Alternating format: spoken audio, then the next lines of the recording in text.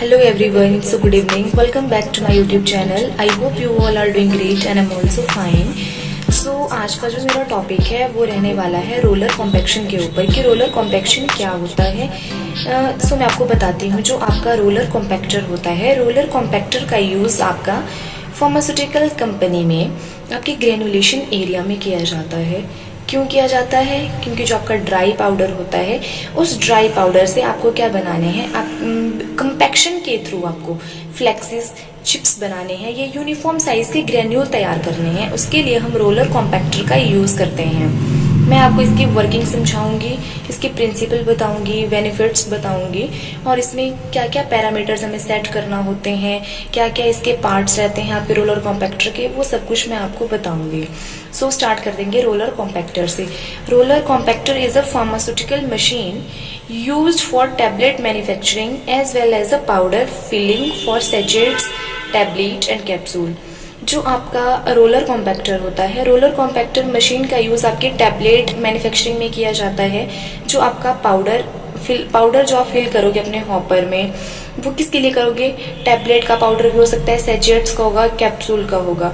Main purpose क्या होगा उसका जो मेन पर्पस होता है रोलर कॉम्पैक्टर का, वो ये होता है आपको एग्लोमीरेट करवाना है पाउडर को। चाहे वो फिर एपीआई हो, आपके पास एक्सिपिएंट्स हो, उनका हमें क्या करवाना है, मेन मोटिव है हमारा यूनिफॉर्म साइज के हमें ग्रेन्यूल्स तैयार करने हैं। इसके लिए हम रोलर कॉम्पैक्टर का यूज़ करेंगे।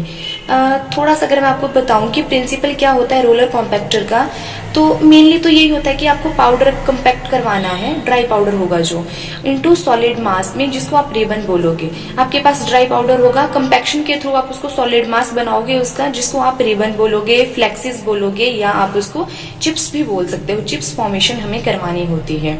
बट अगर मैं इसकी डीपली बात करूं प्रिंसिपल की, तो जो रोलर कॉम्पैक्टर होता है वो दो फेजेस में, उसके 2 फेज हैं। एक आपका हो गया कंप्रेशन।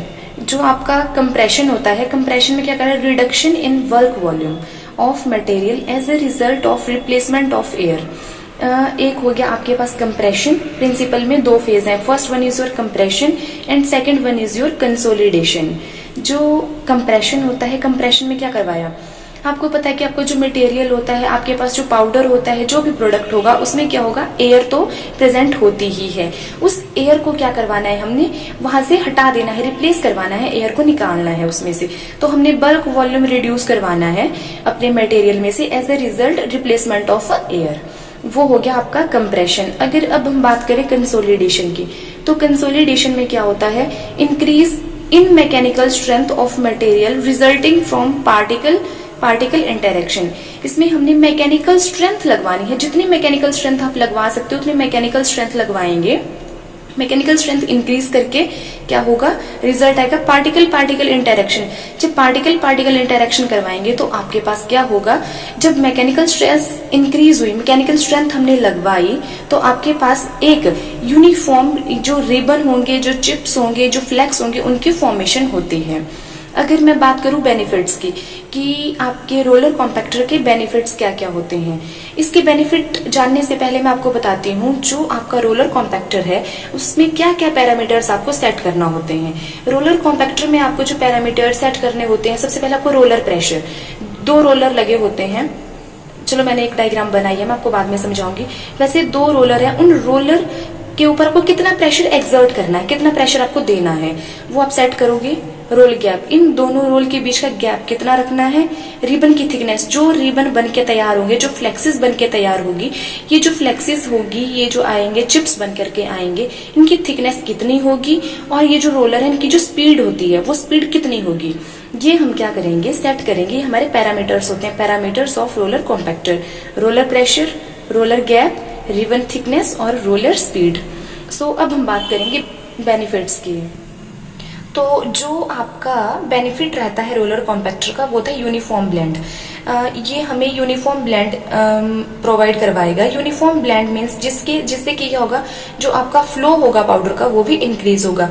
इम्प्रूव यूनिफॉर्म साइज, जो आपका साइज होगा ग्रेन्यूल का वो भी यूनिफॉर्म साइज आएगा।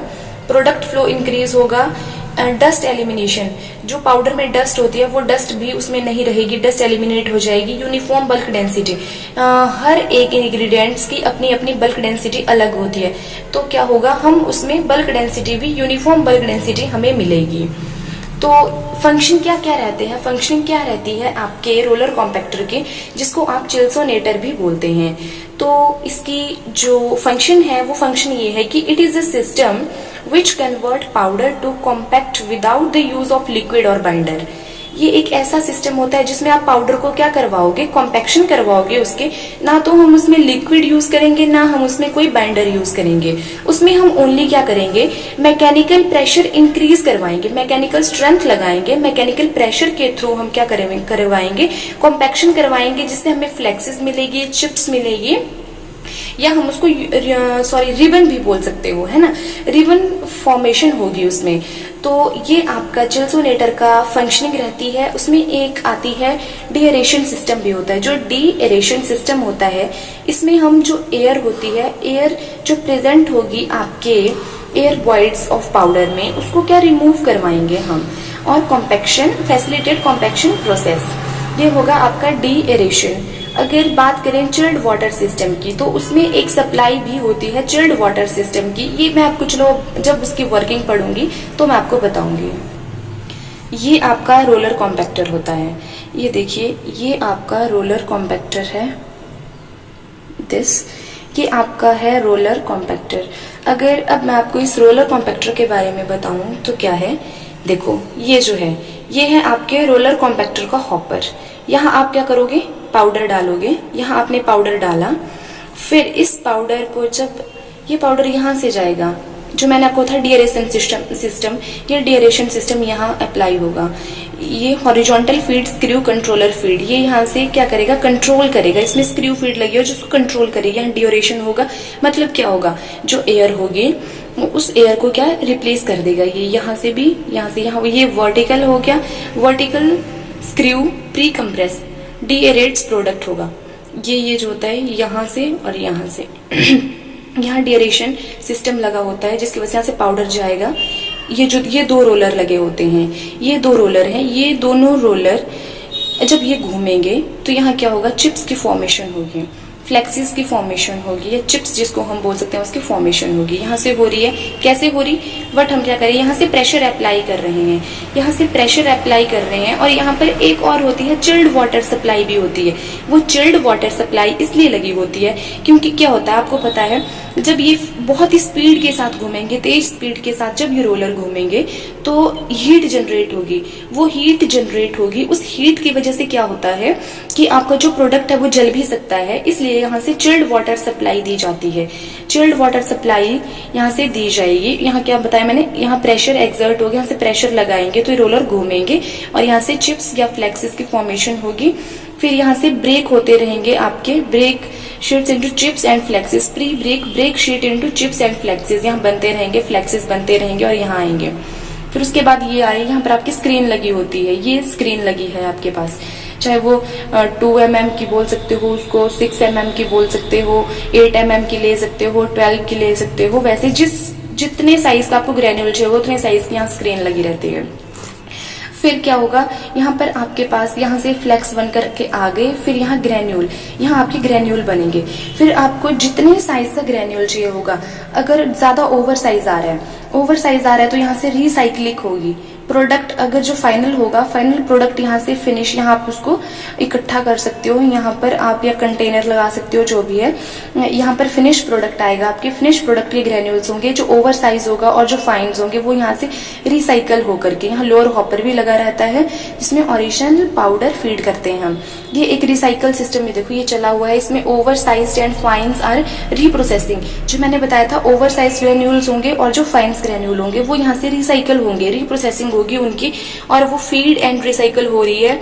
और ये देखो ये फिर से इसी हॉपर में जाएंगे, वैसे ही डीएरेशन सिस्टम लगा रहता है। फिर यहाँ रोलर कॉम्पैक्टर है, ये घूमेंगे रोलर, फ्लेक्स बनेंगे, वैसे ही फिर फ्लेक्स बनने के बाद यहाँ पे एक आएगा आपका, ये घूमता रहेगा। यहाँ पर आपके पास क्या है, मैंने स्क्रीन लगाई है, ये स्क्रीन क्या करेगी, आपको उस साइज का ग्रेन्यूल, जब तक आपको आपका जितने साइज का आपको ग्रेन्यूल चाहिए होगा, जितने का नहीं मिलता, तब तक ये रिसाइकलिंग प्रोसेस ऐसे ही चलती रहेगी। ये आपकी वर्किंग रहती है आपके रोलर कॉम्पैक्टर की। आई होप आपको आज का वीडियो अच्छा लगा होगा। अगर वीडियो अच्छा लगे तो वीडियो को लाइक करना, शेयर करना और चैनल को सब्सक्राइब करना ना भूलें। Thank you so much.